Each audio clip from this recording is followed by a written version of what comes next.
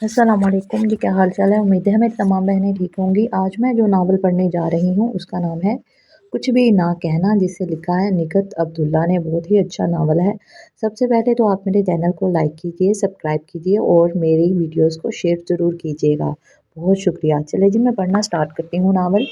और नींद तो सूली पर भी आ जाती है। इसकी आंखें भी नींद से बोझल हो रही थी, लेकिन अंदर के खौफ के बायस वो आंखें बंद करने से भी डर रही थी। ज़बरदस्ती पूरी आंखें खोले वो सामने बैठी लड़की को देखे जा रही थी, जो घुटनों में सर दिए जाने अभी भी रो रही थी या सो गई थी। इससे पहले इस लड़की पर तरस आया और इसकी दास्तान सुनकर तसल्ली भी दी थी, लेकिन अब इसे सिर्फ अपनी फिक्र थी, क्योंकि इस लड़की की दास्तान के एहतमाम ने न सिर्फ इसके होश उड़ा दिए थे, बल्कि बेहद खौफ ज़दा होकर इसका दिल मुसलसल लरजने लगा था। समझ में नहीं आ रहा था क्या करे और समझ भी कैसे सकती थी।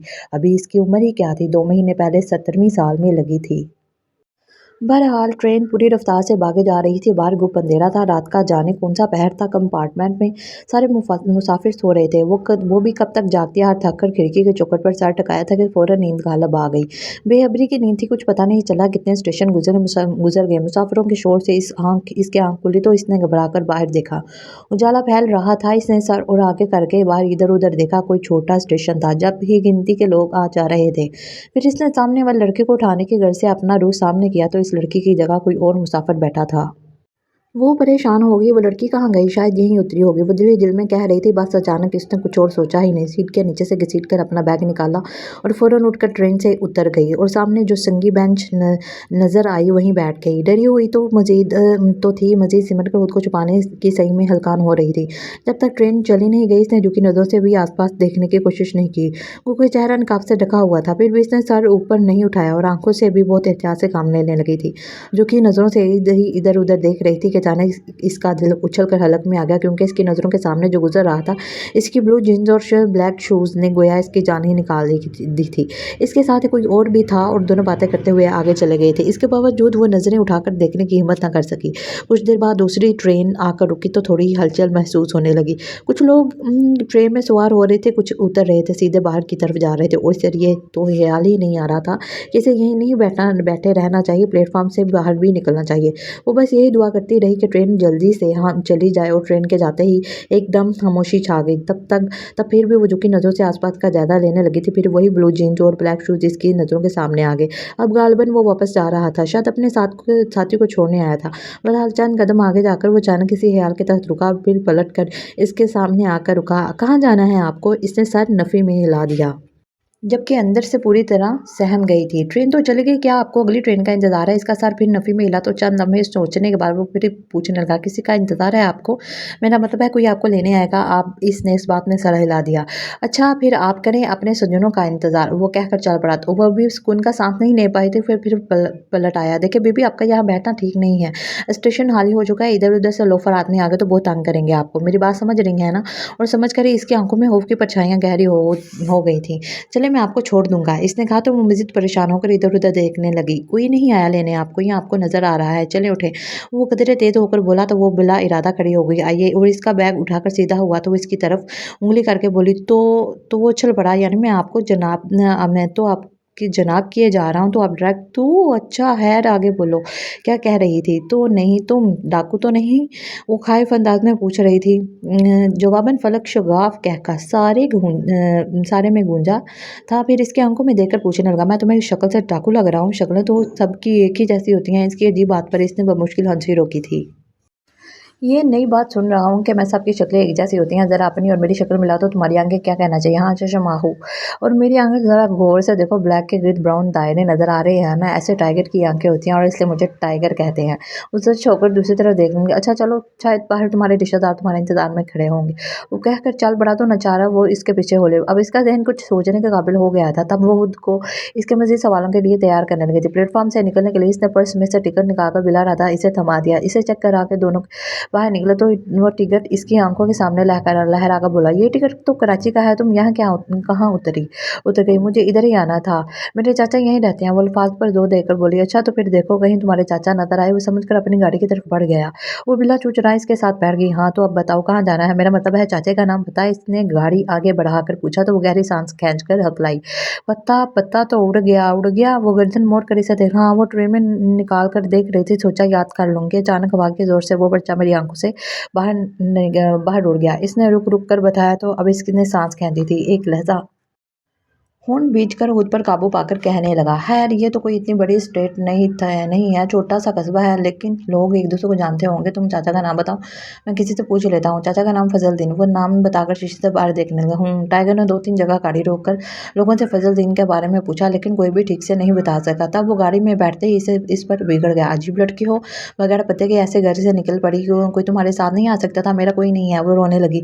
ओ, इसने अफसोस का इजहार किया, फिर कहने लगा, अच्छा तुम रो नहीं, मैं अभी तुम्हें घर ले चलता हूँ, फिर मुलाजिम को भेजूंगा, वो सारे कस्बा छान मारेगा, कहीं ना कहीं तुम्हारा चाचा मिल ही जाएगा। इसने पलकों से टपकते मोती उंगलियों पर समेट लिए, लेकिन दिल अंदेशों में गिर गया था कि जाने इसके घर में कौन कौन हो और इसके साथ क्या सलूक हो। गाड़ी अब जिस सड़क पर रवां थी, इसके दोनों तरफ खेत ही खेत थे। फिर एक पगडंडी से होती गाड़ी एक आलीशान हवेली के अंदर जा रही थी, जिसके सीने में सांस भी रुकने लगा था। चलो, टाइगर ने पहले हाथ बढ़ाकर इसकी तरफ का दरवाजा खोला, फिर उतरकर इससे लिए हुए पुतली बरादारियों से गुजरता हुआ एक कमरे में दाल होकर बोला, अस्सलाम वालेकुम बेजी, जियोंदा रह, छोड़ आया सुल्तान? बेजी ने दुआ के साथ पूछा, जी, और इसे ले आया हूँ। वो अपने पीछे खड़ी लड़के के सामने से हट गया तो बेजी पर गोली से देखते हुए पूछने लगी, ऐ कौन है? पता नहीं बेजी, आप खुद ही इससे पूछने में थक गया हूँ, आराम करूँगा। वो बड़े आराम से इसे बेजी के हवाले करके कमरे से निकल गया। तो बेजी चंद लम्हे इसे देखती रही, फिर अपने सामने बेड पर हाथ मार कर बोली, इधर आ दिए, इधर बैठ। वो मुश्किल खुद को घसीटती हुई इनके सामने बैठ गई। की ना है तेरा? जी, जैनब। इसके हलक से फंसी फंसी आवाज़ निकली, कित्थों आई है, कहाँ से आई हो? दूसरा सवाल भी सादा था, लेकिन वो रोने लगी है। बेजी ने इसके रोने पर तअज्जुब का इजहार किया, फिर ऊंची आवाज़ में मुलाजमा को पुकारा तो वो भागी हुई आई। जी बेजी, जल्दी ठंडा पानी शरबत लेके आ। मुलाजम वापस पलट गई। तब बेजी इसके मुखातब, रोती क्यों है? और शिद्दत से रोते हुए बोली, मेरा कोई नहीं है अज्जी, मामी ने घर से निकाल दिया, इधर चाचे के पास आई थी, वो भी नहीं मिला, अब मैं कहाँ जाऊँगी? बेजी फ़ौरन कुछ नहीं बोली। जब मुलाजमा पानी शरबत दोनों ले आई, तब गिलास लेकर इसकी तरफ बढ़ा दिया, ले ये पी ले। इसने गिलास थाम लिया, लेकिन हिचकी के बाद गिलास होंठों तक ले जाकर रह गई। लगता है थक गई है तू, थोड़ा आराम कर ले, फिर मैं सोचांगी तेरा की करना है। बेजी इससे कहकर मुलाजिमा से मुखातब हुई, नूरी, इसे मेरे साथ वाले कमरे में ले जाओ और देख, किसी और को इधर नहीं जाने देना। अच्छा जी, और बीबी जी आओ बीबी जी। नूरी ने इसका हाथ बाजू थामा तो वो हाथ में पकड़ा गिलास वापस ट्रे में रखकर इसके साथ उसे कमरे में आ गए। कमरा कुशादा और शीशम की लकड़ी के फर्नीचर से रास्ता था, खिड़कियों पर दबीज पर्दे पड़े हुए थे। इसने खास तौर पर किसी तरफ ध्यान नहीं दिया। पहले बेड पर टकने के अंदाज में बैठी, फिर एकदम लेटते ही तकिए में मुंह छुपा कर रो पड़ी, अम्मा मैंने कहा था ना कि मैं मर जाऊंगी, तू समझ ले मैं मर गई। कित्थों लैके आए हैं इस छोकरी नू? बेजी का अंदाज सादा लेकिन लहजा सर्द था और नजरें भी खोजती हुई थी। वो हंसा बद दिल होकर गिरने के अंदाज में इनके सामने बैठ गया। मैं कहाँ से लाऊंगा? बेजी स्टेशन पर अकेली बैठी थी अपने चाचे के इंतजार में। चाचा तो नहीं आया और इधर उधर टहलते आवारा लोग से इसे उतार रहे थे। इस पर मैं ठटका, फिर इससे पूछकर सोचा फिर इसके चाचे के घर छोड़ दूंगा, लेकिन मुझे जल्दी थी, इसलिए इसे मैं आपके पास ले आया और दीनू को कस्बे भेज दिया। इसके चाचे का घर पता कर रहा है तो आप इसे वहाँ भेज दीजिएगा। इसने एक ही सांस में सारी बात कह दी। तू सच कह रहा है बेजी? यकीन और बेयकीनी के दरमियान थी। झूठ क्यों बोलूंगा? अगर आपको मेरी ये छोटी सी नेकी बुरी लग रही है तो बेशक इसे अभी चलता करें। वो हफ्की से बोला, एवें क्यों चलता कर दूं, जवान छोकरी है, दीनू को आमन दे जी, और फिर दीनू के साथ ही इसे भेज दीजिएगा। फिर इधर उधर देखकर पूछने लगा, अभी कहाँ है? सो रही है। नूरी दोबारा देकर आई थी। पता नहीं छोरी ने कुछ खादा भी है कि नहीं। बेजी बोलते हुए सोच में पड़ गई। आपको दोपहर के खाने पर जबरदस्ती उठाकर देना चाहिए था, यूं समझे आपकी मेहमान है और मेहमान को ऐसे भूखा तो नहीं रखा जाता। इसकी बात पर बेजी को अफसोस से बोली, गलती होगी। तभी नूरी आकर कहने लगी, जी दीनू चाचा आए ने, साहब जी को आपको बुलाते हैं। अकेले हैं या साथ में कोई और भी है? इसने अकेले हैं। इसने फौरन पूछा, अकेले हैं जी, फिर इससे इधर ही भेज दे, बेजी ने फौरन कहा था। जी अच्छा। नूरी चली गई और कुछ देर बाद दीनू चाचा ने अंदर आकर सलाम किया तो वो जवाब के साथ ही पूछने लगा, कैसा रहा दीनू चाचा? पता चला फजलदीन का? जी छोटे साहब, फजलदीन नाम का एक ही आदमी था, वो भी 2 महीने पहले अल्लाह को प्यारा हो गया और इसके घर वाली बच्चों को लेकर अपने मेके चली गई। दीनू चाचा ने बताया तो वो और बेजी कितनी ही देर एक दूसरे को सवालिया नजरों से देखे गए, जैसे अब क्या करें और क्या हुक्म है साहब? दीनू चाचा के पूछने पर वो चौंका। कुछ नहीं, आप जाओ। दीनू चाचा चले गए। उनकी होएगा इस छोरी दा। बेजी फिक्रमंदी से गोया हुई, तो अब वही बताएगी बेजी? इसने कहा तो बेजी सोचते अंदाज में बोलने लगी, ओके बताएगी, ओ की बताएगी उत्ते कहती है, मेरा होर कोई नहीं। अच्छा, आप आप एकदम से इसके चाचा के इंतकाल का मत बताइएगा, बल्कि आप रहने दें, मैं खुद से इससे बात करूँगा। नूरी से कहें इसे उठाकर पहले खाना वाना खिलाए। वो कहते हुए उठ खड़ा हुआ। तो आप ही कह दें नूरी से, पता नहीं किधर होगी। वो सर हिलाकर कमरे से निकल आया और इससे याद से कि नूरी किचन में होगी इसी तरफ जा रहा था कि अकब से कुछ आहट सुनकर बिला इरादा वो पलट कर देखने लगा। वो लड़की कमरे से निकलकर दरवाजे के साथ लगी खिड़की खड़ी गालवन समझ नहीं पा रही थी कि कहाँ जाए। स्टेशन से घर तक इसका चेहरा नकाब में छुपा था और वो इसकी सिर्फ आंखें ही देख सका था और इन्हें चश्म आहू से भी तशबीह दे डाली थी और अब वो बुरे कद से सामने थी। किसी मुसव्वर का हसीन शाहकार जिसने इसे मबहूत कर दिया था। याद ही नहीं रहा कि वो किस काम से कहाँ जा रहा था। लड़की इसकी महवियत से कुछ सिमटे कुछ घबराते फिर धीरे धीरे कदम उठाते इसके करीब आकर बोली, मुझे भूख लगी है। वो बुरी तरह चौंका था। भूख? लड़की ने अब इसी कदर कहा तब इसे याद आया कि वो इसके खाने का ही कहने जा रहा था। जल्दी से बोला, हाँ चलो मेरे साथ आओ। वो खामोशी से इसके पीछे चल पड़ी। डाइनिंग हॉल में दाखिल होकर इसने बैठने का इशारा किया, फिर वहीं से ऊंची आवाज़ में नूरी को पुकारा तो वो भागी हुई आई। जी साहब, जल्दी से बीबी के लिए खाना लगा दो। वो कहकर इसके सामने चेयर खींच कर बैठते ही वो पूछने लगा, क्या नाम बताया था तुमने अपना? तुम्हें तो नहीं बताया था। तुम्हारी अम्मा ने पूछा था तो इन्हें बताया था। इसकी सादगी पर वो मुस्कुराहट छुपाकर बोला, अच्छा तो अब मुझे भी बता दो ज़ैनब, और मुझे शाहजहां कहते हैं। इसने तारुफ के अंदाज में कहा तो वो उलझ कर बोली, लेकिन तुमने तो कहा कुछ और कहा था। टाइगर? वो तो मेरे दोस्त मुझे टाइगर कहते हैं, असल नाम शाहजहां है, समझी? हम वो सर हिलाने लगी। तभी नूरी ट्रे में खाना ले आई और ट्रे इसके आगे रखकर पानी लेने चली गई। चलो बिना किसी तकल्लुफ के खाना खाओ, मैं अभी आता हूँ, फिर साथ चाय पियेंगे। वो इस हया से उठकर चला गया और वो आराम से खाना खा लिया। वो इसे वाकई बहुत भूख लगी थी। रात से कुछ नहीं खाया था। जब भी इसके जाने पर शुक्र करते हुए जल्दी से खाना खाने लगी। पेट भरा तो कुछ सुकून मिला, लेकिन अब किस्मत में सुकून कहाँ था। एक एकदम परेशान किन सोचो हमलावर हो गई थी। ये मैं कहाँ आ गई और अब आगे कहाँ जाऊँगी? इस सोच के साथ ही इसे जाने के क्या कुछ याद आने लगा था। अब वो आ गया। उस दोबारा इसी जगह बैठते कहने लगा, मैंने तुम्हारे चाचा का पता करवाया, फजलदीन नाम बताया था तुमने जी। इसका दिल डूबने लगा। हाँ तो मुझे अफसोस है जानम कि तुम्हारे चाचा फजलदीन अब इस कस्बे में नहीं रहते। मेरा मतलब है कि वो 2 महीने पहले कहीं और चले गए। अब कहाँ गए ये मालूम नहीं हो सका। वो बात खत्म करके इसे देखने लगा जो भूत बनी बैठी थी। देखो तुम परेशान मत हो, अपने किसी और रिश्तेदार के बारे में बताओ। कस्बे में ना से किसी और शहर में रहते हो तो मैं? नहीं, मेरा और कोई नहीं है। वो टेबल पर पेशानी रखकर सिसकने लगी थी। अरे तुम रोने क्यों लगी हो? वो तुमने सुना नहीं? जिसका कोई नहीं इसका तो खुदा है यारो। अच्छा खैर ये बताओ कि अभी कुछ मत बताओ, बल्कि अभी कुछ मत बताओ, 2-4 दिन आराम करो, फिर ठंडे दिलो दिमाग से सोचना कि तुम्हें क्या करना चाहिए। चलो उठो, बेजी तुम्हारे लिए परेशान हो रही हैं। वो हथेलियों से आंखें रगड़ते हुए उठ गई। रात निस्फ से ज़्यादा सफ़र तय कर चुकी थी, लेकिन इसकी आंखों से नींद कोसों दूर थी। गो के हर सू सन्नाटे का राज था। फिर भी इसे डर का लगा हुआ था कि कहीं कोई इस तरफ ना आ जाए। इसी डर से वो अपना बैग नहीं खोल पा रही थी, लेकिन देखना भी ज़रूरी था। तब इसने पहले कमरे का दरवाज़ा लॉक होने का इत्मीनान किया, फिर एहतियात से बैग खोला और अपना मोबाइल फ़ोन निकाल कर चेक करने लगी। बेशुमार मिस कॉल थी, यानी हर 5 मिनट के बाद कॉल आ रही थी और ये सिलसिला अभी तक जारी था। इसने ट्रेन में अपने ही मोबाइल वाइब्रेशन पर लगा दिया था। बहरहाल मिस कॉल देखते ही इसका दिल यूँ हिचकोले खा रहा था जैसे भंवर में फंसी हो। वो एक हाथ सीने पर रखकर आहिस्ता आहिस्ता अपने दिल को थपकियाँ देने लगी थी कि फिर कॉल आने लगी। क्योंकि वाइब्रेशन के बाद टोन नहीं गूंजी थी। फिर भी डर के मारे इसने फ़ौरन रिसीव का बटन पुश करके मोबाइल कान से लगाया था। कहाँ हो तुम? मैंने पूरी ट्रेन छान मारी, स्टेशन पर भी तुम कहीं नज़र नहीं आ रही। इधर से छूटते ही पूछा गया। आवाज़ में बेताबी थी, परेशानी और कदरे गुस्सा भी था। इसने सच्ची से होंठ भींच लिए, इस डर से कि कहीं बोलने पर इसकी आवाज़ दूर तक ना सुनी जाए। हेलो ज़ैनब, बोलो ना, कहाँ हो तुम? क्यों तड़पा रही हो मुझे? इसके लहजे में तड़प थी या इसे महसूस थी? इसने भी तड़प कर पहले लाइन काटी, फिर मोबाइल पावर ऑफ कर दिया। ये नहीं था कि वो इससे बात नहीं करना चाहती थी, एक सिर्फ इससे ही तो वो बातें करती थी। लेकिन यहाँ इस अजनबी की जगह जहाँ वो कह चुकी थी कि इसका कोई नहीं, तो यहाँ बात करके किसी नई मुसीबत में फंसने का डर था। जब ही इसने मोबाइल ऑफ कर दिया, लेकिन अब इसे चैन नहीं था। इसकी आवाज़ इसके लहजे की तरफ सोच सोच कर इसकी आंखें छलकी थी कि अचानक ट्रेन में बैठी वो रोती हुई लड़की याद आ गई। फिर बकिया रात वो इन दोनों के दरमियान घन चक्कर बनी रही थी।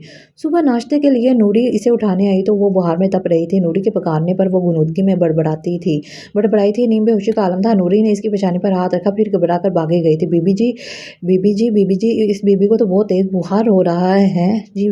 बेजी शाहजहां को देखने लगी तो वो उठते हुए बोला, आप नाश्ता करें बेजी, मैं देखता हूँ। तो क्या देखेगा? डॉक्टर ने बुला। और सुन, तूने इसे इसके चाचे का बता दिया था?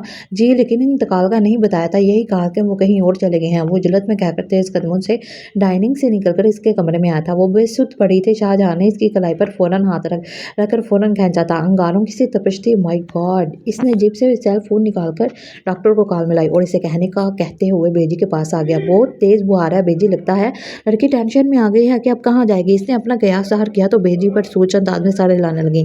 वो मजीद कुछ कहने से बाज रहा और बैठकर चाय पीने लगा। जब इसका ज़हन खुद इस बात में उलझने लगा था कि वो कहाँ जाएगी।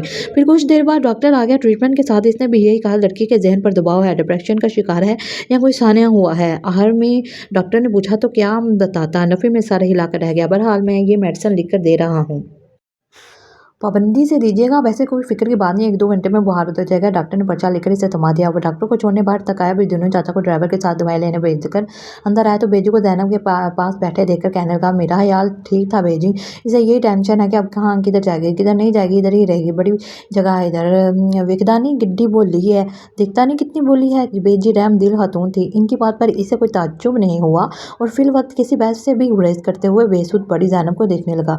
एक ही रात में कितनी मुरझा गई थी वो। अम्मा गालिबन इसकी नज़रों की तपिश थी कि कसमसा कर ज़ैनब के होंठों ने बेआवाज़ जंबिश की थी। इसे झुमकर ज़ैनब पर नजर नजर हटाए। फिर बेजी से मांगा, तुम चल बेजी अब आराम करें, मैं नूरी को इधर भेजता हूँ और इसे देख लेगी। आइए। वो बेजी को उठाकर इनके कमरे में ले आया। नूरी नूरी नूरी नू आखी पहले इनू कुछ खवाएगी। नूरी से कहना पहले इसे कुछ खिलाए, बेजी ने बैठते हुए कहा। जी मैं नूरी को समझा कर फिर ज़रा ज़मीनों पर जाऊँगा। वो कहकर इनके कमरे से निकल गया। डॉक्टर के कहने के मुताबिक 2 घंटे बाद इसे होश आया या वो मुकम्मल बेदार हो गई थी। बुखार भी कम हो गया था। बहरहाल कुछ देर इसकी नज़रें छत पर जमी रहीं। फिर गर्दन मोड़ी तो सामने नूरी बैठी नजर आई, जो क्रोशिया बुनने में मसरूफ़ थी, वरना इसकी आंखें खुली देखकर फ़ौरन मुतवज्जो होती। अब इसे पुकारना पड़ा, नूरी। जी बीबी जी। नूरी क्रोशिया फेंक कर देती इसके पास आते ही पहले इसकी पेशानी छूकर बोली, शुक्र है बीबी अब बुखार इतना नहीं है। डॉक्टर सुई लगा के गया था ना। डॉक्टर, वो बेचैन हुई। डॉक्टर आया था? हाँ बीबी, तुम्हें तो होश नहीं था। डॉक्टर दवा भी दे गया था और साहब कह के गए थे पहले तुम्हें कुछ खिलाना फिर दवा देना। नूरी ने जैसे शाहजहां की बात रट ली थी। अच्छा ले आओ कुछ, मुझे भूख लग रही है। वो कहकर कहनियों पर वजन डालकर उठ बैठे। नूरी खाना लेने चली गई तो इसने वॉशरूम का रुख किया। अब इसका जहन बिल्कुल खाली था। मुँह हाथ धोकर तो निकली तो सोफे पर बैठ गई। बुहार के पास कमजोरी महसूस हो रही थी। कुछ ही देर में नूरी खाना लेकर आई तो इसके साथ बेजी भी थी। मैं तेरा फिक्र इच बैठी हाँ, चल पहले तू ए खा। बेजी ने बैठते हुए इसे खाने का भी कह दिया तो इसने भी तकल्लुफ़ नहीं किया क्योंकि भूख लग रही थी। मैडी दी, तू परेशान ना हो। जी बेजी ने बोलना शुरू हो गई। तेरा चाचा नहीं मिलता है ना, मिले तो तू इत्थे ही रह। मैडे कोल एवं सोच सोच के बीमार थी गई। ना धी ना दिल को ना ला चंगी करे सी सभी। बीबी जी पता नहीं तुसा दी बात ऐदी समझ आंदी कितने नहीं। नूरी ने कहा तो इसे देखकर बोली, समझ लेती हूँ मैं। हाँ मैं कोई फारसी नहीं बोलती। चल जा पानी ते दुआ लेके आ। बेजी ने घर कर कहा तो नूरी फौरन भाग गई। खाने और दवा के बाद जो वो यूं ही बेजी को देखने लगी, फिर एकदम इनका हाथ थाम कर कहने लगी, आप बहुत अच्छी हैं बेजी, फिर भी मैं यहाँ आपके घर कैसे रह सकती हूँ। क्यों नहीं रह सकती। बेजी इसके गाल पर हाथ रखकर पूछने लगी, पता नहीं शायद अच्छा न लगे। मेरा मतलब है आपके घर में किसी और कोई और, शायद मुझे खुद भी। वो समझ नहीं पा रही थी इसे क्या कहना चाहिए। देख दिए और तेरा कोई ठिकाना नहीं, मैं तेनू कल्ली किवें छड़ दिया। कित्थे कित्थे रुलेंगी। ना ना तेनू अच्छा लगे ना लगे इत्थे रह। समझ आई मेरी गल दी। चल हुण तू आराम कर। बेजी कहकर उठ गई। वो खामोशी से इन्हें जाते हुए देखे गई।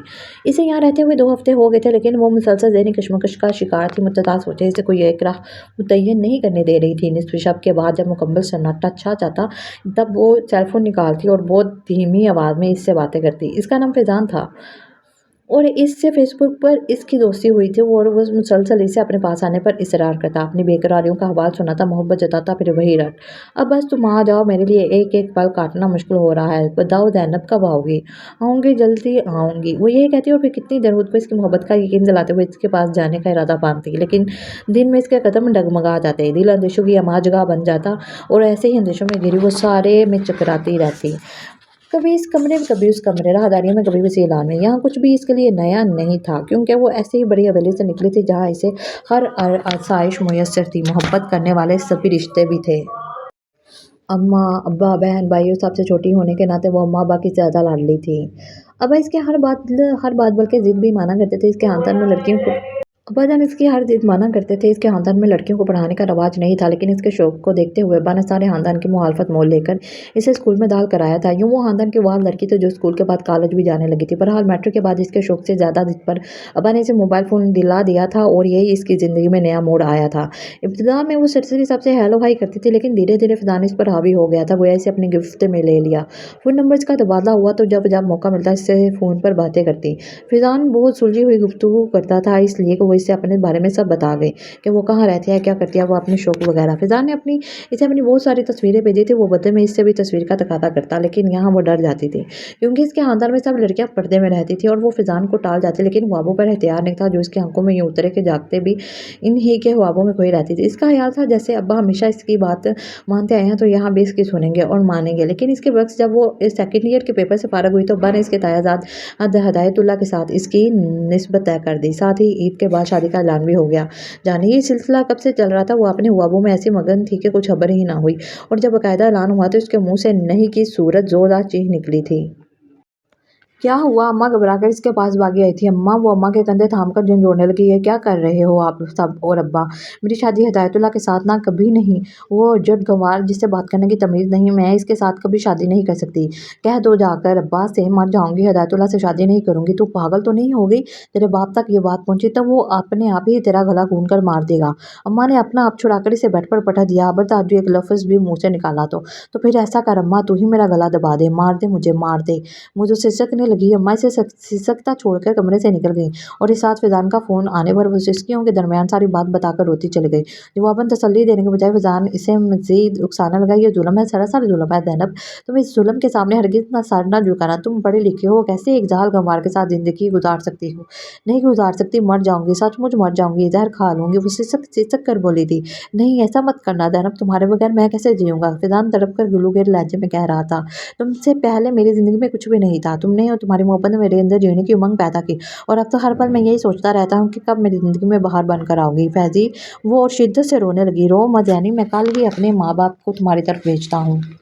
नहीं, वो परेशान होगी, ऐसा मत करना। अब्बा कभी नहीं मानेंगे और फिर मुझसे भी पूछेंगे कि रिश्ता कैसे और कहाँ से आया। मैं लाख कहूँ, मुझे नहीं पता, कोई यकीन नहीं करेगा। इसके बाद तुम तसव्वुर नहीं कर सकते मेरे साथ क्या सलूक होगा। उफ़! इतने ज़ालिम हैं तुम्हारे घर वाले। कैसे रहती हो तुम इन ज़ालिमों के साथ? मेरे पास आ जाओ। इसने कहा तो वो सहम गई। तुम्हारे पास? हाँ ज़ैनब, यही एक रास्ता है। आ जाओ, मेरे घर वाले खुशी से तुम्हें अपनाएँगे। फ़ौरन हमारी शादी करेंगे, फिर हमारी अपनी दुनिया होगी, बड़ी हसीन दुनिया जहाँ खुशियाँ रक़्स करेंगी।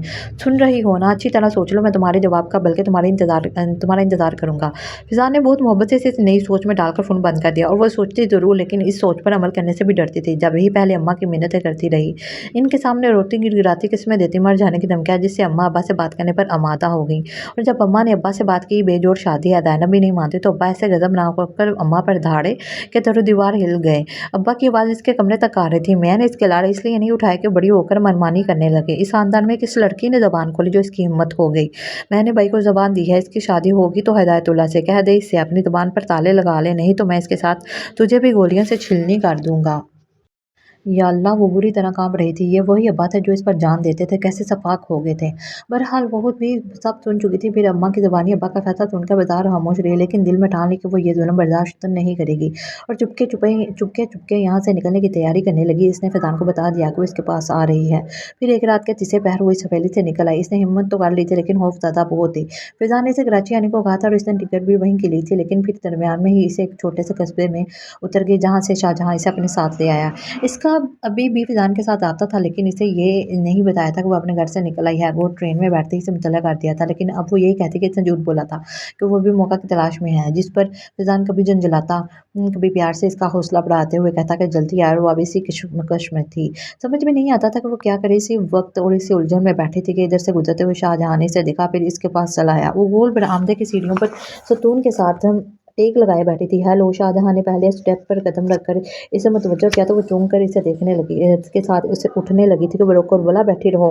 फिर इससे 2 स्टेप नीचे बैठकर कहने लगा, मैं तुम्हें जब भी देखता हूँ तुम बड़ी परेशान कुन सोचों में उलझी हुई नज़र आती हो। क्या तुम बताना पसंद करोगी कि तुम्हें क्या बात परेशान करती है? और देखो प्लीज़ ये मत कहना कि ऐसी कोई बात नहीं। वो अब क्या कहती, सर झुकाकर अपने नाम देखने लगी। यूँ भी वो इस चर्चे में इससे गुरेज़ ही करती रही थी। ये पहला मौका था कि वो बाकायदा इससे बात करने बैठ गया था। नहीं बताऊँगी, अच्छी बात है, मैं खुद मालूम कर लूँगा। इसने कहा तो वो परेशान हो गई। क्या मालूम कालोगे तुम्हारी परेशानी का सबब?" वो कहकर दिलकशी से मुस्कुराया। "मुझे कोई परेशानी नहीं है," वो फ़ौरन बोली थी। फिर बस ऐसे ही कोई ख़्याल आ जाता है तो इसको सोचने लगती हूँ। वो इसकी तरफ देख नहीं पा रही थी कि अच्छा अभी क्या ख़्याल आया था जिस पर गिरफ़्त करके तुम कहीं दूर जा बैठी थी पहुँची थी। वो ग़ालिबन इस वक़्त फ़ुर्सत से बैठा था तो हिया भी कर चुका था, जानकर रहेगा। वो राह-ए-फ़रार ढूँढने लगी। मेरे कान मुंतज़िर हैं, इसका इरादा बाँधते हुए शाहजहां ने अपना एक पैर इसके सामने सीधा फैलाया तो वो जुज़-बुज़ होकर गोया हुई। वो बस अभी मुझे एक लड़की का ख़्याल आ गया था तो मैं इसी के बारे में सोचने लगी कि पता नहीं आगे इसके साथ क्या मामला हुआ होगा, कौन थी वो लड़की? शाहजहां ने बात बढ़ाने की गरज से पूछा था। पता नहीं, मेरे साथ ट्रेन में थी। बेचारी बहुत रो रही थी। क्यों? असल में इसके साथ धोखा हुआ। वो अब दूर कहीं देखते हुए बोलने लगी थी। मेरा मतलब है कि एक लड़के ने इसे धोखा दिया। पहले इसे अपनी मोहब्बत के जाल में फंसाया, फिर शादी का वादा करके इसे अपने पास बुला लिया। लड़की भी इसकी मोहब्बत में अपना घर छोड़कर चली गई तो कुछ दिन लड़का इस लड़की के पैसों से इसे घुमाता रहा, फिर इसका जेवर वगैरह लेकर भाग गया। इस लड़की ने मुझे ये बताया था। फिर घर वापस जाते हुए वो रो रही थी, कह रही थी कि इसके घर वाले इसे बहुत मारेंगे। ठीक मारेंगे? वो बेसाहता बोला तो वो एकदम इसे देखने लगी। मैं ठीक कह रहा हूँ, ऐसी लड़कियों को सिर्फ मार ही नहीं पड़ती बल्कि अक्सर लड़कियां जान से भी मार दी जाती हैं। तुम भी इस पर फातिहा पढ़ लो। हाँ, इसने फ़ौरन अपने मुँह पर हाथ रख लिया। नॉनसेंस! वो सर झटक जैसे अपने आप बोलने लगा। आने दिन अखबारात में ऐसी कहानियाँ छपती रहती हैं, फिर भी लड़कियाँ झूठी मोहब्बत के जाल में फंसकर अपना सब कुछ गँवा बैठती हैं। मुझे ऐसी लड़कियों पर अफ़सोस नहीं आता। वो इस लड़का इससे शादी कर लेता तो वो शुष्क हल्क के साथ वो मुश्किल बोली थी। कभी नहीं, शादी के लिए कभी कोई यूँ नहीं बुलाता। लूटने के लिए बुलाते हैं। मोहब्बत का जाल भी इस लड़की पर फेंकते हैं जो मालदार होती है। कोई ये नहीं कहता कि बस 3 कपड़ों में चली आओ। इसके लहजे में बला की तकल्की थी। वो मज़ीद ख़ाइफ़ हो गई। इसकी आँखों में खौफ़ की परछाइयाँ वाज़ेह नज़र आ रही थी, जिन्हें देखकर वो भी बोला था, "ख़ैर लानत भेजो, मत सोचा करो ऐसी बातें। दुनिया में बहुत अच्छा भी है, वो देखो।" इसने लॉन की तरफ इशारा किया। देख रही हो आम का घना पेड़, तपती धूप में इसके साए में बैठकर देखना और इधर रंग-बिरंगे फूलों की कितारा, तुम्हारा ध्यान इधर-उधर क्यों नहीं जाता? उल्टी-सीधी बातें सोचने के बजाय रंगों, खुशबुओं और बदलते मौसमों को महसूस करो तो ज़िंदगी खूबसूरत लगने लगेगी। समझ रही हो? वो आहिस्ता से सर हिलाकर उठ खड़ी हुई और जाने लगी तो वो पुकार कर बोला, सुनो, तुम अच्छी लड़की हो। फिर अगले दिन कहीं इसके दिलो-दिमाग में जंग जा रही वो ट्रेन वाली लड़की की दास्तान सुनकर ही वो एक अनजान स्टेशन पर ट्रेन से उतर गई थी। कहीं इसका साथ भी धोखा ना हो। वो ये खौफ इसके अंदर कहीं अभी भी मौजूद था। इसके बावजूद वो फ़िज़ान से बात करने लगती थी और किसी हद तक इसे यकीन था कि फ़िज़ान की मोहब्बत झूठी नहीं है। वो इसे दिल से चाहता है, कभी इससे धोखा नहीं दे सकता। फिर इधर जब शाहजहां ने कहा था शादी का झांसा देकर लड़की को अपने पास बुलाने वाले सब फ्रॉड होते हैं, तब इसके दिलो-दिमाग में जंग छिड़ गई थी। दिल कहता नहीं, सब ऐसे नहीं होते, इसे ज़रूर फ़िज़ान के पास जाना चाहिए, लेकिन दिमाग नफ़ी कर रहा था। इस ज़हनी कशमकश ने इसे बुरी तरह थका दिया था। अब वो सोना चाहती थी, गहरी नींद ताकि इसे सुकून मिले। इन सोचों से छुटकारे की खातिर इसने बार-बार सर झटकाकर फिर आँखें बंद की दी। तकिए के नीचे रखा मोबाइल फ़ोन झनझनाने लगा। इसने पहले कान बंद किए, फिर अचानक इसी ख़्याल के तहत इसने मोबाइल निकाल कर कॉल कर ली। जानी, इधर से फ़िज़ान छूटते ही बोला था, और कितना इंतज़ार करवाओगी?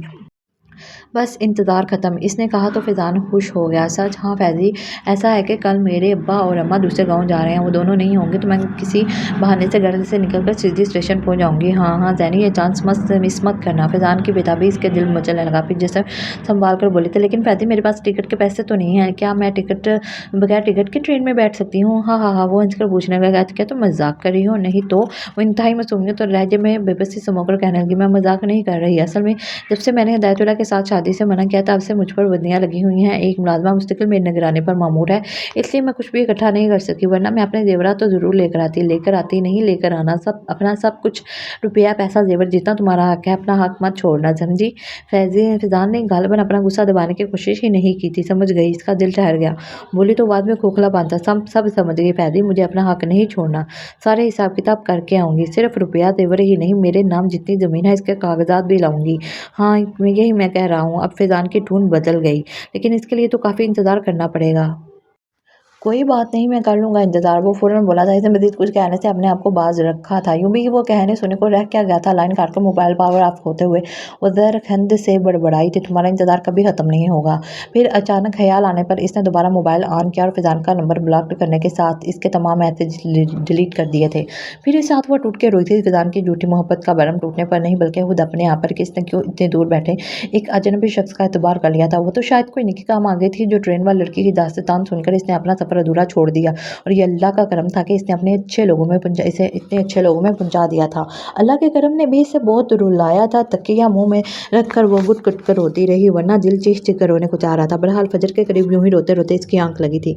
इसके बावजूद वो जल्दी उठ गई। शायद किसी उन्होंने हुआवने से झटका लगा था। आंख खुली तो वो फिर सोई नहीं। टाइम देखा 8 बज रहे थे। इससे पहले के नूरी बुलाने थे, वो जल्दी से मुंह हाथ धोकर मामूल के मुताबिक डाइनिंग रूम में आ गई। चल आ गई, जा तू जल्दी से इसकी चाय ले आ।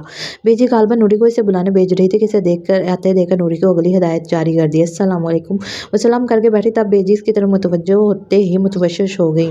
हैं, तेरी अक्खां इन्नियां लाल क्यों हो रही ने? बेजी के तशवीश से पूछने पर शाहजहां नजर उड़ाकर इसे देखने लगा। सिर्फ आंखें ही सुरह नहीं थी, पपोटे भी भारी हो रहे थे। जी वो रात सरदर्द से नींद नहीं आई थी। वो रुक रुक कर बोली, हाँ हाय, कोई दवा ले लेंदी या मेरे को आ जाती, मैं कोई सर्दी मालिश कर देंदी। बस जी बेजी, मैंने सोचा आप सो रही होंगी, चले आप नाश्ता करें। इसने अपनी तरफ से बेजी की तवज्जो हटाने की सही की। हाँ आप नाश्ता करें बेजी, ये तो ऐसे ही बहाने बनाती रहेगी, शाहजहां ने इसे जताया था। वो इसकी तरफ नहीं देख रही थी, फिर भी नजरें चुराकर उठ खड़ी हुई। मैं चाय लाती हूँ, नूरी ला रही है, तुम बैठो और सिर्फ चाय नहीं नाश्ता भी करो। फिर कोई सर दर्द की टैबलेट ले लेना, वरना ज़्यादा बीमार पड़ जाओगी और मुझे डॉक्टर को बुलाना पड़ेगा। इसने हार में तायद के लिए बेजू को देखा तो वो सारे हिलाने लगी। हाँ ठीक आ दे कह रहा है। वो बैठते ही अपनी प्लेट पर झुक गई, बेमुश्किल नाश्ता जहर मार गया। फिर बेजी के साथ उठकर इनके कमरे में आ गई, इस डर से कि कहीं शाहजहां से नींद ना आने का सबब पूछ ले। और वो जरूर पूछना चाहता था। इसकी आंखों की लाली सर दर्द नहीं, किसी और दर्द का पता दे रही थी जिसने इसे शिद्दत से रुलाया था।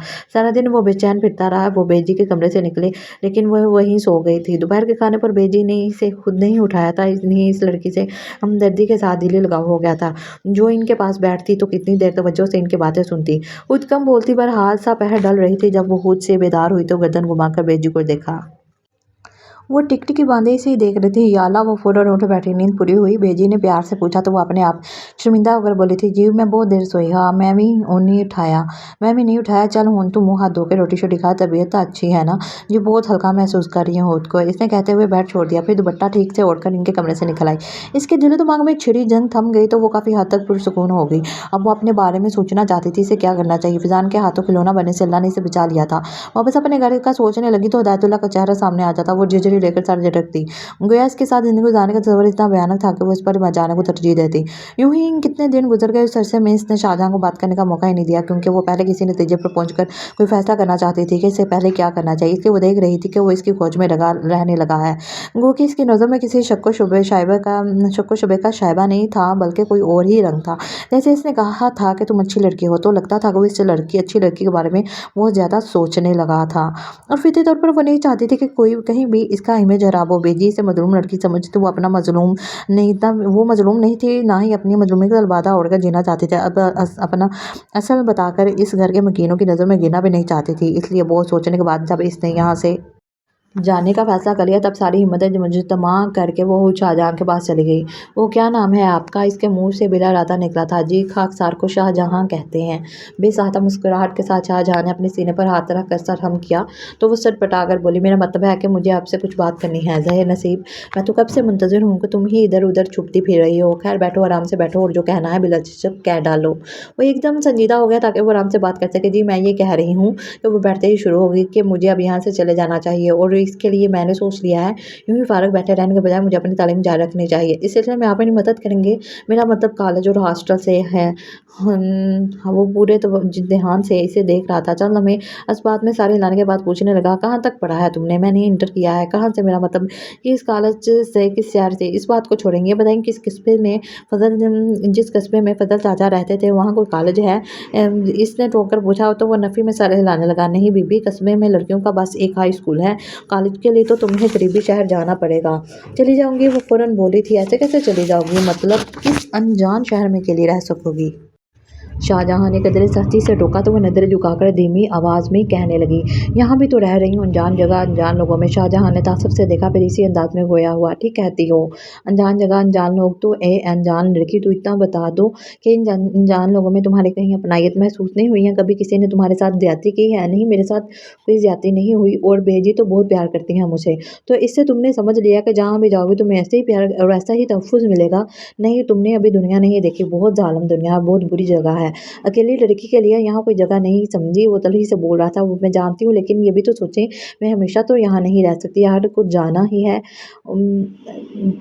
आहार को जाना ही है, अब आगे जो मेरी किस्मत। इसने गोया यहाँ से जाने की ठान ली। वो तो यानी कुएं में छलांग लगाकर कहो, यही मेरी किस्मत में लिखा था।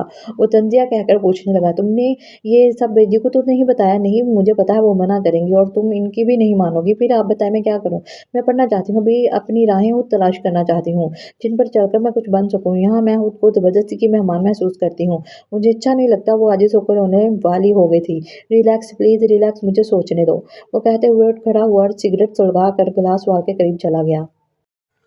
वो उँगलियाँ मरोड़ते हुए इसकी पुश्त पर नज़रें जुमाए बैठी रही। कितनी देर बाद वो पलट कर वापस आया और उसी जगह बैठकर इसे देखने लगा। इसके चेहरे पर अभी भी सोच की परछाइयाँ थीं और वो नासमझी के आलम में इसे देख रही थी। ऐसा है ज़ैनब कि वो अपनी टाँग पर टाँग में जमाते हुए कहने लगा, तुम अभी कम उम्र नासमझ हो, इसलिए तुम्हें फ़ौरन कहीं जाने का नहीं सोचना चाहिए और ना हम तुम्हें जाने देंगे। अलबत्ता तुम्हारी ख्वाहिश बजा है कि तुम पढ़ना चाहती हो तो ज़रूर पढ़ो, लेकिन इसके लिए कॉलेज हॉस्टल की ज़रूरत नहीं है। मेरा मतलब है तुम प्राइवेट इम्तिहान दे सकती हो। इसके लिए तुम्हें किताबें और इसके अलावा भी जिस चीज़ की ज़रूरत होगी वो तुम्हें यहीं मिल जाएगी। जितना चाहो पढ़ो, बीए, एमए, पीएचडी कोई नहीं रोकेगा तुम्हें। समझ रही हो ना? फिर जब तुम किसी काबिल हो जाओगी तब तुम जाना चाहोगी तो मैं नहीं रोकूंगा। और हाँ, बेजी से मत कहना तुम खुद को ज़बरदस्ती की मेहमान समझती हो, इन्हें बहुत अफसोस होगा। वो बात खत्म करके फिर सिगरेट लगाने लगा तो वो बिना कुछ कहे उठकर जाने लगी। सुनो, मेरी बात पर गौर करके जवाब देना। और इसने कहा तो वो जो पुकार पर रुकी थी फिर चलती चली गई। इसने इसे सोचने के गौर करने में ज़्यादा वक्त नहीं लिया था, क्योंकि वो इसी वक्त शाहजहाँ की बातों से मुत्तफ़िक हो गई थी। बस इस पर ज़ाहिर नहीं किया। वो 2 दिन बाद जाकर हामी भर ली और ऐसा ही करेगी जैसा इसने कहा था, अच्छे से जिसे मुतमईन हो गया था, वरना आसा परेशान था कहीं वो जाने पर ज़िद ना हो।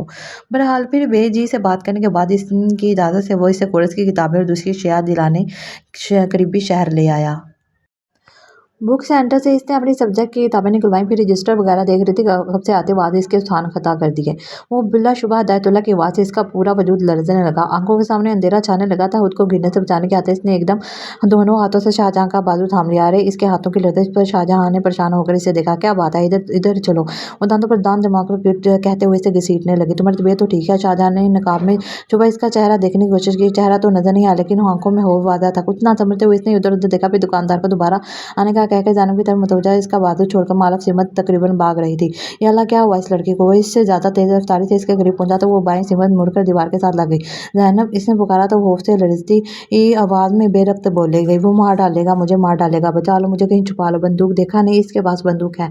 किसके पास बंदूक है? ठहरो मैं देखता हूँ। नहीं नहीं, इधर मत जाओ। वो इसका बाजू पकड़ के खींचने लगी। मत जाओ, वो जा गमार बहुत जालिम है, कोई गोली मार देगा। तुम वो कुछ कहते कहते एकदम ठटकर होंठ भींच गया और कुछ देर इस पर नजरें जमाई रखी, जबकि ज़हन में कितने सवाल उठ रहे थे, लेकिन यूँ सर राह वो इससे सवाल जवाब नहीं करना चाहता था। जब इसने कलाई थाम कर बोले, चलो घर चलते हैं। इसके साथ ही इसे तकरीबन कहते हुए गाड़ी में ला बैठाया। इस दौरान भी इसका सारा ध्यान इसकी की तरफ था। बहुत सहमी इधर उधर देख रही। तुम ये बैठो, मैं तुम्हारी किताबें वगैरह लेकर आता हूँ।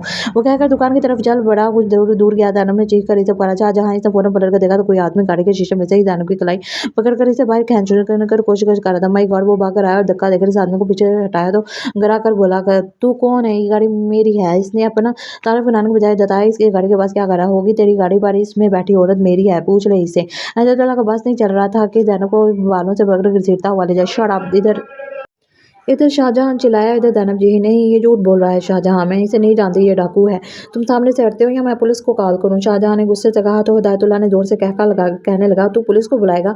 एक तो मेरी औरत भगा कर लेकर जा रहा है, ऊपर से पुलिस को भी तू बुलाएगा? बुला, अभी बुला। My foot. इधर उधर से लोग जमा हो रहे थे तो शाहजहां इसे धकेल कर ड्राइविंग पर आ गया। तुझे छोड़ूंगा नहीं ज़ैनब, अभी चाचा को खबर करता हूँ। हिदायतुल्लाह ज़ैनब की तरफ के खुले शीशे पर हाथ रखने लगा। शाहजहां ने स्पीड से गाड़ी आगे बढ़ा दी। फिर वो मुसलसल स्पीड बढ़ाए जा रहा था। ज़ैनब का डर इससे बुरा हाथ की नखियों से इसे देखती इसकी परेशानी खिंची गहरी लकीर और बिच्चे होंठ ज़ाहिर कर रहे थे कि वो जब्त की इंतहा पर है। हिदायतुल्लाह तो इसे बचा लाया था, अब आगे खुद इसका हशर क्या करने वाला था, इस तसव्वुर से ही ज़ैनब की जान जा रही थी। वो दिल ही दिल में दुआ करने लगी, अल्लाह करे मैं मर जाऊँ, अभी मर जाऊँ। जैसे हिदायतुल्लाह के साथ ज़िंदगी गुज़ारने पर वो मौत को तरजीह देती थी, इसी तरह अब शाहजहां का सामना करने पर मौत को तरजीह देते हुए वो एकदम दरवाज़ा खोलकर चलती गाड़ी से कूद गई थी। उफ! शाहजहां ने फ़ौरन ब्रेक लगाया था। जब इसे होश आया इसके जिस्म का ज़्यादा हिस्सा पट्टियों में जकड़ा हुआ था। ज़रा सी हरकत की तो दर्द से ठेसे उठने लगे, तब इसे याद आया वो चलती गाड़ी से कूद गई, मैं मर क्यों ना गई। सोचते हुए इसने आंखें बंद की तो किनारों से आंसू लकीर बनाते हुए वो तकिए में जज़ब होने लगे। कुछ देर बाद कमरे में आहट महसूस हुई, तब भी इसने आंखें नहीं खोली। फिर इसे चेक करते हुए डॉक्टर जिसके साथ बातें कर रहा था वो यकीनन शाहजहां था। इसकी आवाज़ सुनकर इसे इसकी सांसें रुकने लगी। इसी का तो वो सामना नहीं करना चाहती थी और वही सामने था। डॉक्टर चेक करके चला गया, तब शाहजहां ज़रा सा खनकार कर बोला था, मैं जानता हूँ तुम जाग रही हो, आंखें खोलो। इसने डरते-डरते आंखें खोली तो ढेर सारे आंसू एक साथ बह गए। कि क्यों किया तुमने ऐसा? अगर तुम्हें कुछ हो जाता मैं तुम्हारे बिना कैसे जी सकता था? इसका लहजा बोझल हो गया था। ज़ैनब की आंखों में तहय्युस सिमट आया। बन रही हो या वाकई नादान हो? सच बताओ, इस तमाम अरसे में मैं क्या कभी मेरे जज्बों ने तुम्हारी धड़कनें मुंतशिर नहीं की? वो मान से पूछ रहा था। ज़ैनब की आंखें फिर पानियों से लबरेज हो गईं। वो तो समझी थी कि वो इसे कटहरे में खड़ा करेगा, फिर पूछेगा कि तुम कौन हो, और वो कौन था जो तुम्हें अपनी औरत कह रहा था। इसी खौफ से तो वो अपनी जान पर खेल गई थी। चुप क्यों हो और बताओ? वो इसके लबरेज पैमानों में डूब रहा था। तुम? वो हलक में अटका आंसुओं का गोला निकल कर बमुश्किल बोल पाई। तुम नहीं, आपने मेरे बारे में जाने बगैर कैसे? दिल ये सारी बातें नहीं सोचता, ना मानता है कि इसमें तो जिसकी तमन्ना डेरा डाल ले वो बस इसका तो हो जाता है, समझी? जवाब में इसने आंखें बंद कर ली। वो समझा शायद इसके जज्बों को महसूस कर रही है।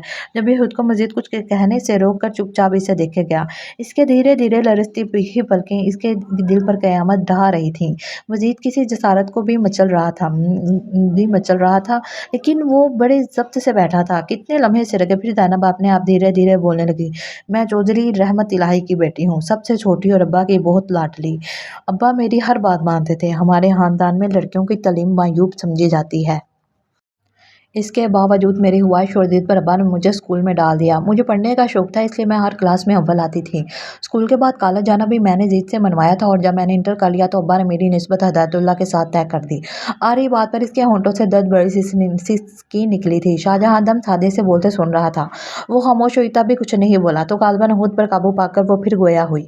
हिदायतुल्लाह वही है जो मुझे अपनी औरत कह रहा था। वो जाहल गंवार आदमी, मैं हरगिज़ इसके साथ शादी नहीं कर सकती थी। मैं हरगिज़ इसके साथ शादी नहीं कर सकती थी, मैंने अम्मा से कहा, और जब इनके ज़रिए अब्बा तक बात पहुंची तो वो बहुत गज़बनाक हो गए। वो जो मेरी हर बात मानते थे, हर ज़िद की पूरी करते थे, यहाँ इनका दिल मेरे लिए नरम नहीं हुआ। मेरा रोना गिड़गिड़ाना किसी काम ना आया। हिदायतुल्लाह के साथ ज़िंदगी गुजारने का तसव्वुर इतना खौफनाक था कि मैंने इस पर मर जाने को तरजीह देते हुए एक रात घर छोड़ दिया। मैं सचमुच मर जाना चाहती थी। ट्रेन की पटरी पर चल रही थी, इधर से ट्रेन आ रही थी, फिर अचानक जाने किसने मुझे खींचकर ट्रेन में धकेल दिया था। वो ज़फ़िज़ान का जिक्र गोल कर गई और आहर में गलत बयानी भी की थी। हम और अभी अभी क्या हुआ था जो तुम चलती गाड़ी से कूद गई? शाहजहां ने सारी बात सुनकर पूछा तो वह नज़रें चुरा कर बोली, वही हिदायतुल्लाह का इतना खौफ और मुझ पर ज़रा भरोसा नहीं। इसके शाकी होने पर वो रूठे अंदाज में बोली थी, मुझे किसी पर भरोसा नहीं। अच्छी बात है, तुम आराम करो, मैं कल फिर बेजी को लेकर आऊँगा। और हाँ, क्या नाम बताया तुमने अपने अब्बा का? इसने जाते-जाते रुक कर पूछा। रहमत इलाही। क्यों, आप क्यों पूछ रहे हैं? यूँ ही अपने नॉलेज बढ़ाने के लिए। ओके, वो मुस्कुराकर इसे हाथ हिलाते हुए निकल गया। लेकिन वो गया कहाँ था? इसने आंखें बंद की तो यहाँ वहाँ हर तरफ वही था। समाइतों पर अभी इसकी दस्तक थी। अगर तुम्हें कुछ हो जाता तो मैं तुम्हारे बिना कैसे जी सकता था? दिल ये सब नहीं सोचता, ना मानता था, तो इसमें तो जिसकी तमन्ना डेरा डाल ले वो बस इसी का हो जाता है। हिदायतुल्लाह का इतना खौफ और मुझ पर ज़रा सा भी भरोसा नहीं। इसकी आ रही बात पर वो दिल ही दिल में बोलने लगी थी, ये भरोसा ही तो था, शायद कुछ और जो भी था तुम्हारी नज़रों में गिनना नहीं चाहती थी। और सुनो शाहजहां, मेरे बिना जीना सीख लो, क्योंकि मैं नहीं जानती आगे मेरे साथ क्या होने वाला है। यूं ही इससे बातें करते हुए जाने का अपनी नींद की वादियों में जा उतरी। सुबह इसकी आंख देर से खुली, बल्कि नर्स ने उठाया था, इसका मुंह धुलाया, फिर टेबल ट्रे इसके आगे खींच कर नाश्ता रख दिया। नाश्ता कर लो बीबी, फिर मेडिसिन दूंगी, नर्स ने कहा तो इसे देखकर पूछने लगी, कोई आया नहीं? मेरा मतलब तुम्हारे घर से नहीं? अभी तक तो कोई नहीं आया। नर्स ने इसकी पूरी बात सुनी जवाब देकर चली गई। वो जो नाश्ते की तरफ मुतवज्जा हो गई। स्लाइस के साथ बॉयल अंडा और एक कप दूध इसकी ने बड़ी मुश्किल से हलक से उतारा। फिर नर्स मेडिसिन ले आई और अब शायद वो फुर्सत से आई थी जो इससे बातें करने खड़ी हो गई। बड़ी चोटें आई हैं तुम्हारा, सारा बदन छिल गया है, शायद चलती गाड़ी से कैसे गिर गई, पता ही नहीं, शायद दरवाज़ा ठीक से बंद नहीं हुआ था। हाँ, तुम्हारा मियाँ भी यही कह रहा था, 2 दिन होश नहीं आया तुम्हें तो वो भी नहीं सोया। सारी रात इधर-उधर टहलता रहता था, मुझे तो बड़ा रश्क आया तुम पर, बहुत प्यार करता है तुमसे, है ना? नर्स ने यकीनन शाहजहाँ को इसका मियाँ कहा था, इसने कोई जवाब नहीं दिया। अच्छा अब तुम लेटोगी या नहीं ये ट्रे हटाकर मुझे आराम से बिठा दो, इसने कहा तो नर्स ने पहले ट्रे हटाई, फिर इसके पीछे तकिया सीधा करके बिठा दिया। बस ठीक है, इसने बैग से सर टिकाकर आँखें बंद कर लीं। नर्स टेबल पर रखी दवाइयों के साथ जाने के क्या खटर-पटर कर रही थी, इसे ये आवाज़ें बहुत बुरी लग रही थी, यूँ जैसे दिमाग पर ही थोड़े बरस रहे थे। दिल चाहा चीख कर इसे जाने को कहे, अगर वो अपनी असल हकीकत और हैसियत में होती तो ज़रूर ऐसा करती। अब वो मुश्किल ज़ब्त कर रही थी। फिर नर्स जाने क्या कहते हुए कमरे से निकल गई तो इसने इत्मीनान की सांस लेते हुए आंखें खोल दी और पूरे कमरे का जायजा लेने के बाद नज़रें बंद दरवाजे पर जमा दी। वो आया क्यों नहीं? इसके ज़हन में बार-बार यही सोच उभर रही थी और जब लॉबी में कदमों की आवाज़ गूंजती या कोई हाथ सुनाई देती तो इसका दिल ज़ोर-ज़ोर से धड़कने लगता। धड़कनों को मुंतशिर करने वाला जाने कहाँ रह गया था।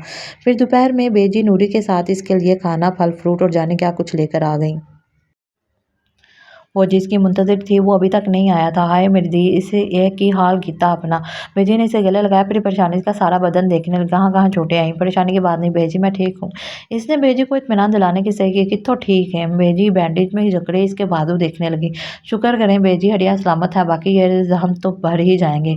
इसके होंठों पर फीकी मुस्कुराहट दर आई। इंशाल्लाह इंशाल्लाह, चल नूरी रोटी के खिलवा इनू, फल भी दे। बेटी ने नूरी से कहा तो वो जल्दी से खाना निकालने लगी। इतना खाना क्या सारे मरीजों के लिए लाई हैं? बस और रहने दो। इसने नूरी को मज़ीद टिफ़िन खोलने से रोका। फिर खाने के दौरान वो बार-बार दरवाजे की तरफ देखती रही। पता नहीं वो कहाँ था, अंदर क्यों नहीं आ रहा था? और रहा नहीं गया तो पूछ लिया, आप किसके साथ आई हैं? बेजी ड्राइवर नाल शाहजहां ते के एक काम गया है, पता नहीं इन केड़े आ सी। शाहजहां एक काम से गया, पता नहीं कब आए सी। कब आएगा? बेजी ने बताया तो वो मायूसी हो गई। खाने से भी दिल उचाट हो गया। नूरी को बर्तन उठाने का इशारा किया, फिर बेजी से कहने लगी, आप इधर लेट जाएं बेजी, मुझे भी नींद आ रही है, शायद दवा का असर है। हाँ तो वो आराम करते मैं लेटदी हाँ, घर वेंदियां वल आसा। चल नूरी, बेजी कहते उठ गई। नूरी इनके पीछे निकल गई तो वो अपने पीछे तकिया सीधा करके लेट गई। वो सोना चाहती थी गहरी नींद, ताकि इंतजार की अजियत से निजात मिल जाए। और नींद तो आ गई लेकिन ज़हन सोने से इनकारी था और ऐसी मज़ीद थका देती है। वो भी बेचैन होकर उठ बैठी। कुछ देर बाद नर्स मेडिसिन देने आई तो इससे बोली, सुनो मुझे नींद की डोज़ दे दो, मैं सोना चाहती हूँ ना। बीबी इस वक्त सोओगी तो फिर रात में क्या जागती रहोगी? नींद की डोज़ रात में ही दूंगी, वो भी अगर डॉक्टर ने कहा था। अभी तो तुम ये लो। नर्स ने टैबलेट इसके हाथ पर रख दी, फिर पानी का गिलास थमाकर खिड़की से पर्दे हटाने लगी। क्या टाइम हो रहा है? इसने टैबलेट्स निकल कर पूछा। 4:30। नर्स ने अपनी रिस्ट वॉच पर टाइम देखकर बताया। अच्छा मैं कब तक यहाँ रहूँगी? जब तक तुम्हारा दिल चाहे। नर्स कहकर खुद ही हंसी, जबकि वो चिढ़ गई थी। मुँह ही मुँह में बड़बड़ाने लगी। फिर नर्स के जाने के बाद इसने टेबल पर से अखबार उठाया और इसने अपना ध्यान बटाने लगी थी कि हल्की दस्तक की आवाज़ पर फ़ौरन इधर-उधर देखने लगी। अगले पल दरवाज़ा खोलकर शाहजहां अंदर आया था। कैसी हो? इसके होंठों पर थकी-थकी मुस्कुराहट थी। फुर्सत मिल गई आपको? इसके तंज ने शाहजहां को खुशगवार एहसास बख्शा था। अब तुम्हें क्या पता कैसे-कैसे मराहल तय करने पड़े, बहरहाल शुक्र है सब ठीक हो गया। इसने कहते हुए खुद को सोफे पर गिराया था। वो गर्दन मोड़कर दूसरी सिमत देखने लगी। चेहरे पर हफ़्की वाज़िया थी। सुनो फिर क्या सोचा तुमने? शाहजहां ने पुकार कर पूछा तो वो फ़ौरन मुतवज्जो हुई। किस बारे में? अपने बारे में। मेरा मतलब है कि मेरे साथ चलोगी या हिदायतुल्लाह? नाम मत लें इसका। वो एकदम तीखी थी। इसका मतलब है मेरे साथ। मैंने ऐसा भी नहीं कहा। इसे शाहजहां के इतनी देर से आने का गुस्सा था। तुम ना कहो लेकिन तुम्हारे अम्मा अब्बा तो तुम्हें मेरे साथ भेजना चाहते हैं, वो भी डोली में बैठाकर। क्या क्या अम्मा अब्बा? जी अभी मैं इन्हीं के पास से आ रहा हूँ। वो क्या नाम है? हाँ चौधरी रहमत इलाही। सुबह से इन्हें समझाने मनाने में लगा हुआ था। जब भी तुम्हारे पास आने में देर होगी, हालांकि मुझे एहसास था कि तुम मेरा देख रही होगी, पर क्या करता। चौधरी साहब को भी मनाना भी तो ज़रूरी था। बेंजू को तो मैंने रात को ही सारी कहानी सुनाकर मना लिया था। अब बस तुम रह गई हो तो अच्छी लड़की से पहले कि तुम्हारे अम्मा अब्बा आ जाएं जल्दी से बता दो, मेरे साथ ज़िंदगी गुजारना पसंद करोगी या मुझ पर मौत को तरजीह दोगी? वो यकलक तरंग में आ गया था। जैनब को अपना दिल पर काबू पाना मुश्किल हो गया। जल्दी बोलो, इसने इसरार किया तो वो बात बदल गई। क्या सचमुच अम्मा अब्बा आ रहे हैं? आपने इनसे मेरे बारे में क्या कहा है? ये तुम इन्हीं से पूछ लेना। मुझे तुम मेरी बात का जवाब दो, आपकी बात का जवाब भी वही देंगे। इसने बेनियाजी बरती तो उठ कर जाने लगा। शाहजहां वो बेसाख्ता पुकार कर झिंप गई। शाहजहां ने पलट कर इसे देखा, मुस्कुराया, फिर धीमी आवाज़ में गुनगुनाते हुए इसकी तरफ बढ़ रहा था। कुछ भी ना कहा और कह भी गए। तो मेरी प्यारी बहनों, ये था आज का मेरा छोटा सा रोमांटिक नावल। उम्मीद है आपको ज़रूर पसंद आया होगा। प्लीज़ मेरे चैनल को लाइक कीजिए, सब्सक्राइब कीजिए और मेरी स्टोरी को शेयर ज़रूर कीजिए। शुक्रिया।